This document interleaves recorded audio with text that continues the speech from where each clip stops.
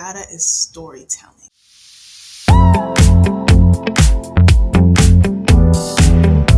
Let me start off by saying this is not an advertisement. I'm not promoting Chartmetric. I'm just trying to show you how to use it. Chartmetric has a wealth of information. I'm talking about information to the point where it could sometimes be data overload. A lot of the times people will go on Chartmetric, try and look up stuff for their artists, and feel like, I don't know what to do with this information. So then you start looking for metrics like monthly listeners and followers, and it doesn't feel particularly helpful. If you want to have answers to questions that you're curious about, there's data to back it up. But you have to know what matters for your artist. I really want to focus on and how not to get lost in the sauce, as my boy Gucci would say. So if you don't got no sauce, then you're lost. But you can also get lost in the sauce. Overdose of sauce.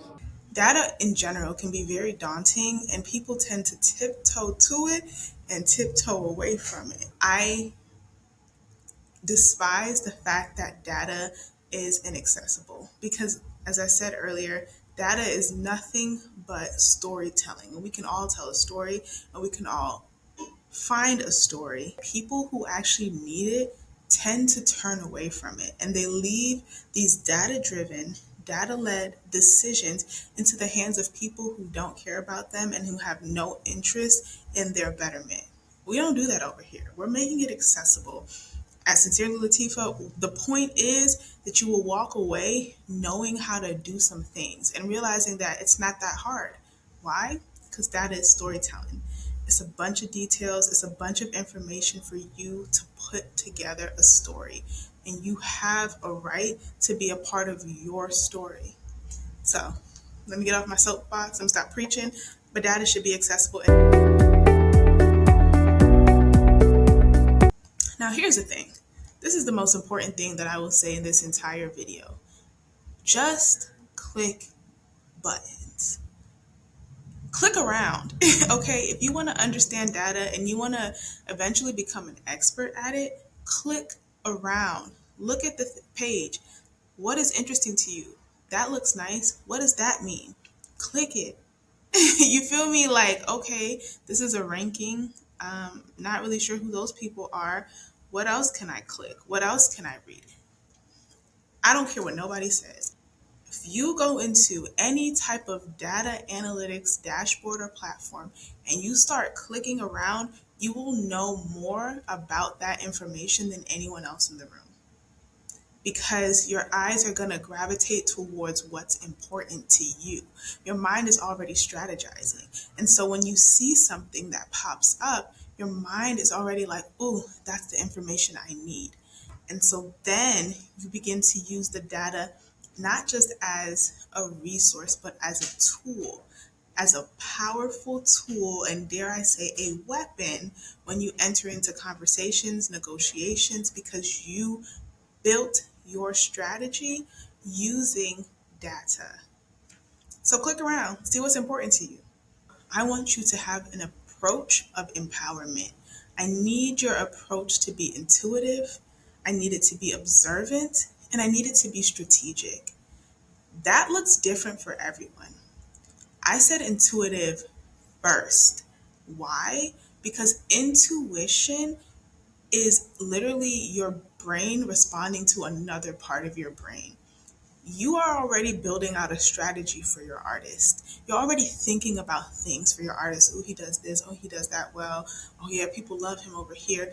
So when you go to a place where there's a whole bunch of information, one piece of information is going to stick out more to you because your mind is already strategizing around that information. So look at it, click it. Don't go to what people tell you is important. Go to what you are interested in because there's a part of you that's already developing something around that concept. Now, let me tell you where people go wrong. This is the mistake that you don't want to make. It's looking at the metrics that everyone says is important. Ooh, what's the monthly listeners? Ooh, she's down in monthly listeners. It's red. Oh, nah, she's not doing good. She's falling off. Don't do that. Oh, Instagram followers. Well, T-Pain, he falling off.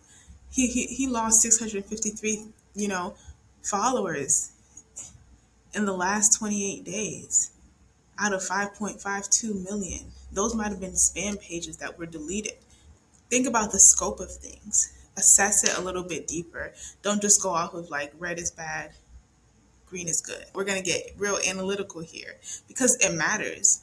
This is someone's life that we're looking at, especially if you're going to be advocating for an artist as their manager. This is their life. The decisions that you make using the data that you're assessing can have real life implications on you, on them, on the people that work with them, like on the photographer at the video shoot, like real life implications for real life people. So you want to look at this data with care and with wisdom, with some wisdom. We got to use a little bit of wisdom. So, as I said, the biggest mistake that people make is just going straight to the analytics that everyone says is important. Your intuitive observations are being collected. You just have to look for them. And then you have to present that information as important. The moment you present the information as important, people have to consider it. If you are saying, I know this is happening, but man, the data is not going to show us everything. Yes, it will. Everything is being documented. Everything is being recorded. If it's about a feeling, then the data may not be quantitative. It may not be numbers. It may be commentary. It may be communication. It may be that you realize that, okay, this song is impacting people's hearts. It's impacting people emotionally. When this song comes on, you can see how the room changes. And your instinct might be to say, oh, well, the data is not going to really show that. Data is information. Yes, it will. It does take a testimonial. It does take a conversation. It might take the artist making a video and saying in the comments, tell me how you feel. Or call and response at the live show. How y'all feel? Blah, blah, blah. What's this song make you feel? Blah, blah, blah. It might be at the live show, you and your team carrying around tablets with emojis. And as people are leaving out or walking in, you say, this song right here, what emoji does this make you feel? You're collecting data.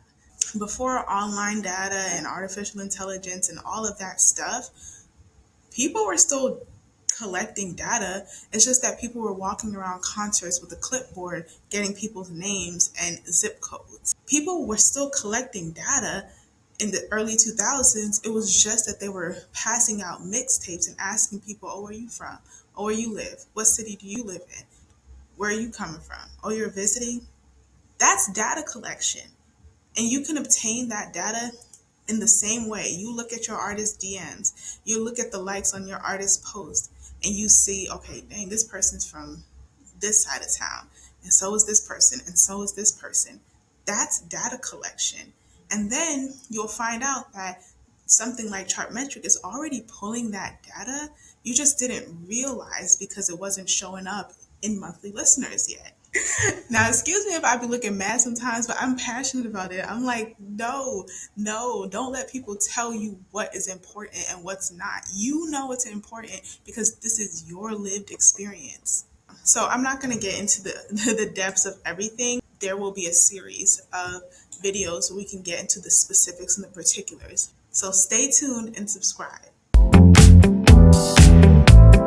If you're an artist or you work with artists and you need some in-depth, down-to-earth, comprehensive data analysis, reach out to info@sincerelylatifa.com.